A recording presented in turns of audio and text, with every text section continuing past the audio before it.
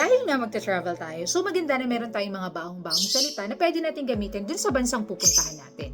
At ako, I prepare 5 simple Korean words na pwede natin gamitin. Una na dyan is yung pagbati natin. Good morning, good afternoon, at good evening.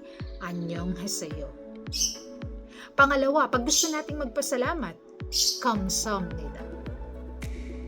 Pag sobrang sarap na sarap tayo dun sa pagkain at talagang gusto natin express to dun sa nagluto, sabihin natin, mashisoyo. At syempre, kapag gusto natin humingi ng pasensya o sorry, dun sa, alam niyo yun, may mga encounters tayo, pwede tayong magsabi ng miyaneyo. At syempre, hindi ko to kakalimutan at gusto ko dun sabihin sa husband ko, yung I love you o sarangheyo. So, these are my 5 words na pwede natin gamitin at dalhin natin sa Korea. Baby Jesus!